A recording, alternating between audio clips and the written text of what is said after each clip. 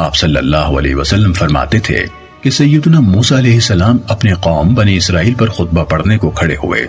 ان سے پوچھا گیا کہ سب لوگوں میں زیادہ علم کس کو ہے؟ انہوں نے کہا کہ مجھ کو ہے۔ یہ بات اللہ تعالیٰ کو ناپسند ہوئی، بس اللہ تعالیٰ نے ان پر اس وجہ سے ناراضی کا اظہار کیا کہ انہوں نے یہ نہیں کہا کہ اللہ تعالیٰ خوب جانتا ہے۔ پھر اللہ تعالیٰ نے ان کو وحی بھیجی کہ 2 دریاؤں کے ملاپ پر میرا ایک بندہ ہے، وہ تجھ سے زیادہ عالم ہے۔ سیدنا موسیٰ علیہ السلام نے عرض کیا کہ اے پروردگار، میں اس سے کیسے ملوں؟ حکم ہوا کہ ایک مچھلی زنبیل یعنی ٹوکرے میں رکھ، جہاں وہ مچھلی گم ہو جائے وہیں وہ بندہ ملے گا۔ یہ سن کر سیدنا موسیٰ علیہ السلام اپنے ساتھی یوشع بن نون علیہ السلام کو ساتھ لے کر چلے اور انہوں نے ایک مچھلی زنبیل میں رکھ لی۔ دونوں چلتے چلتے صخرہ یعنی ایک مقام ہے کے پاس پہنچے تو سیدنا موسیٰ علیہ السلام اور ان کے ساتھی سو گئے۔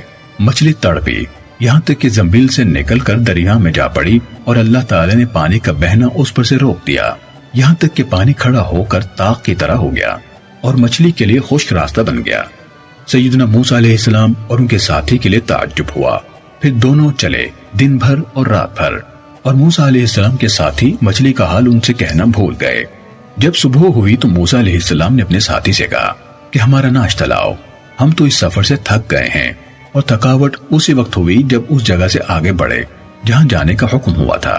انہوں نے کہا کہ آپ کو معلوم نہیں کہ جب ہم مقام صخرہ پر اترے تو میں مچھلی بھول گیا اور شیطان نے مجھے بھلایا، اور تعجب ہے کہ اس مچھلی نے دریا میں جانے کی راہ لی۔ سیدنا موسیٰ علیہ السلام نے کہا کہ ہم تو اسی مقام کو ڈھونڈتے تھے۔ پھر دونوں اپنے پاؤں کے نشانوں پر لوٹے یہاں تک کہ صخرہ پر پہنچے۔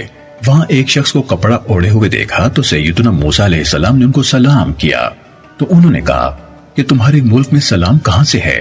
سیدنا موسیٰ علیہ السلام نے کہا کہ میں موسیٰ ہوں۔ انہوں نے کہا کہ بنی اسرائیل کے موسیٰ؟ سیدنا موسیٰ علیہ السلام نے کہا کہ ہاں۔ سیدنا خضر علیہ السلام نے کہا کہ تمہیں اللہ تعالیٰ نے وہ علم دیا ہے جو میں نہیں جانتا، اور مجھے وہ علم دیا ہے جو تم نہیں جانتے۔ سیدنا موسیٰ علیہ السلام نے کہا کہ میں تمہارے ساتھ رہنا چاہتا ہوں، اس لیے کہ مجھے وہ علم سکھاؤ جو تمہیں دیا گیا ہے۔ سیدنا خضر علیہ السلام نے کہا کہ تم میرے ساتھ صبر نہ کر سکو گے، اور تم سے اس بات پر کیسے صبر ہو سکے گا جس کو تم نہیں جانتے ہو۔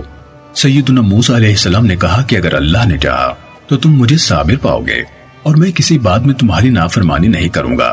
سیدنا خضر علیہ السلام نے کہا کہ اچھا، اگر میرے ساتھ ہوتے ہو تو مجھ سے کوئی بات نہ پوچھنا جب تک میں خود اس کا ذکر نہ کروں۔ سیدنا موسیٰ علیہ السلام نے کہا کہ بہت اچھا۔ بس خضر علیہ السلام اور سیدنا موسیٰ علیہ السلام دونوں سمندر کے کنارے چلے جاتے تھے کہ ایک کشتی سامنے سے نکلی۔ دونوں نے کشتی والوں سے کہا کہ ہمیں بٹھا لو۔ انہوں نے سیدنا خضر علیہ السلام کو پہچان لیا اور دونوں کو بغیر کرائے پر چڑھا لیا۔ سیدنا خضر علیہ السلام نے اس کشتی کا ایک تختہ اکھاڑ ڈالا۔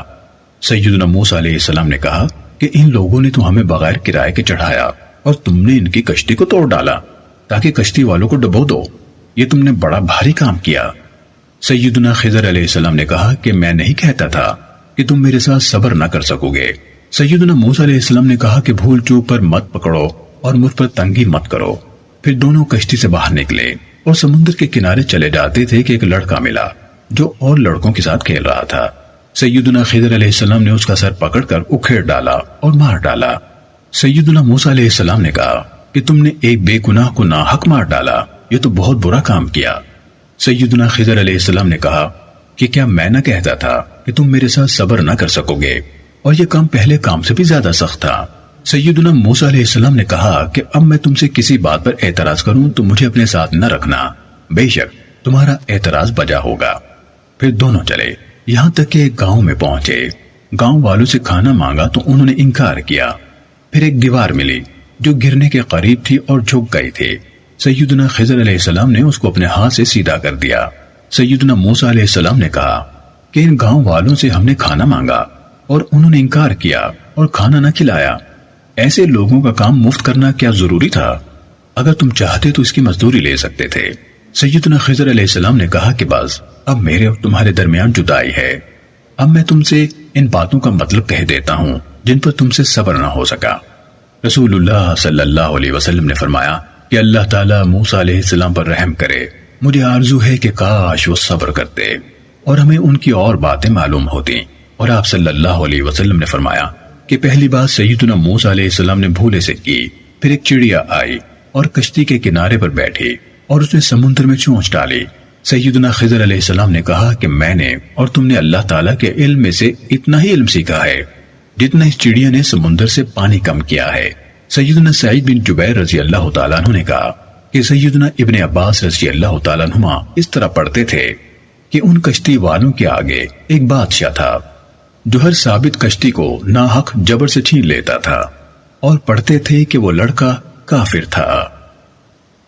صحیح مسلم حدیث نمبر 6163۔